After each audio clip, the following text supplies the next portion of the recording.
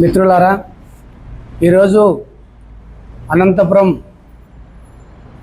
నడిబొడ్డున ఉన్నటువంటి dumping yard విషయమై ఇవాళ ప్రెస్ క్లబ్లో ఇటు ప్రభుత్వానికి మేధావులకి అందరికీ తెలియజేయమనగా, డంపింగ్ యార్డు వలన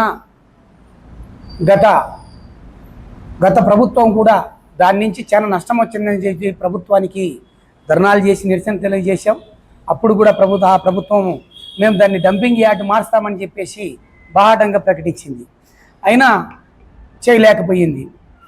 ఎన్నికల మేనిఫెస్టోలో ప్రచారానికి వచ్చి ఇప్పుడున్నటువంటి అధికార పార్టీ దాన్ని ఎత్తేస్తామని చెప్పేసి టౌన్ ఎమ్మెల్యే గారు తెలియజేశారు. మా ప్రభుత్వం వస్తేనే డంపింగ్ యార్డ్ చేస్తామని.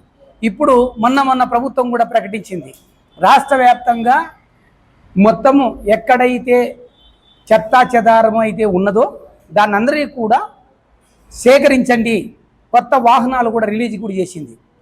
దానికి సంతోషించినటువంటి విషయమే ఒక విషయం. కానీ ఆచరణాత్మకంగా మాత్రము అక్కడ డంపింగ్ యార్డ్ అనంతపురంలో ఉండడం వలన, జిల్లా విస్తరించడం వలన అక్కడ రూరల్లో ఉన్నటువంటి ప్రజలు చాలా ఇబ్బందులు పాలవుతున్నారు. ఒక పక్క వర్షాలు వచ్చి తర్వాత చుట్టుపక్కల కాలువలు ఉండడం వలన అక్కడ నీళ్ళు డ్రైనేజ్గా నిలబడి దాని మీద చెత్త మీద పడడం వలన ఈ వాసనకి అక్కడ ఉన్నటువంటి చుట్టుపక్కల ప్రాంత ప్రజలు మాత్రము కాపురం చేయలేని పరిస్థితి ఒకటి ఉన్నది.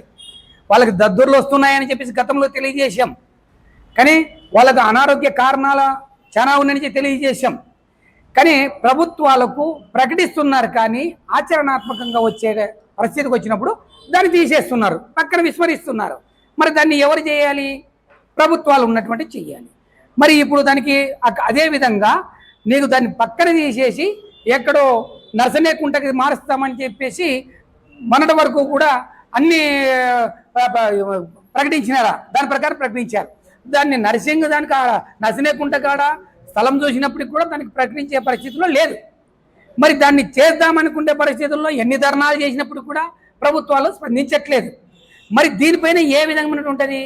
ఒక పక్కేమో 40 లారీలు వస్తున్నాయంటే బయట నుంచి, తర్వాత 40 ట్రాక్టర్లు వస్తున్నాయంటే ఇక్కడ 10 ఇంకా ఎక్కువే వచ్చేసింటాయి.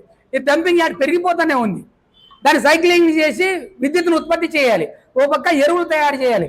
బాగా ప్రకటిస్తున్నారు తప్ప ఇంతవరకు కూడా దాన్ని ఆచరణాత్మకంగా తక్కువ. ప్రజల అనారోగ్య కారణాన్ని చనిపోతున్నారంటే ఎవరికి బాధ్యతది? ఎవరు నిర్ణయం తీసుకోవాలి? కానీ ఎన్నిసార్లు తెలియజేయాలి? ఒక్కసారి ఒక ప్రజాస్వామికవాదులుగా ఎవరైనా ఖండించినాడు తెలియజేసినారు అంటే దానిపైన ప్రభుత్వాలు వెంటనే స్పందించాలి.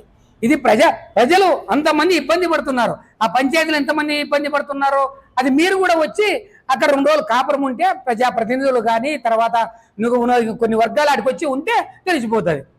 బ్రతకలేక రూరల్ ప్రాంతంలో చాలా మంది జీవిస్తూ ఉన్నారు పరిస్థితి ఉన్నది.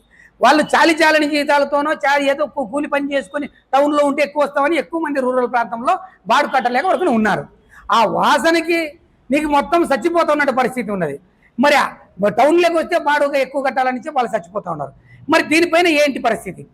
ఇప్పుడున్నటువంటి ప్రభుత్వం ఏ విధంగా అయితే మీరు ప్రకటించినారో దాన్ని వెంటనే స్పందించాలి. ప్రభుత్వం ప్రకటించిన ప్రకారము ఆ డంపింగ్ యార్డ్ని పక్కన తరలించాలి, లేకపోతే సైక్లింగ్ చేసి మొత్తం ఎరువులు తర్వాత విద్యుత్ ఇమ్మీడియట్గా తయారు చేయాలి.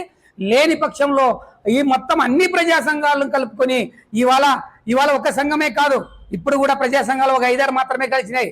మొత్తం జిల్లాలో ఉన్నటువంటి మొత్తం అన్ని పార్టీలను కలుపుకొని బలమైన ఉద్యమాలు చేస్తాము.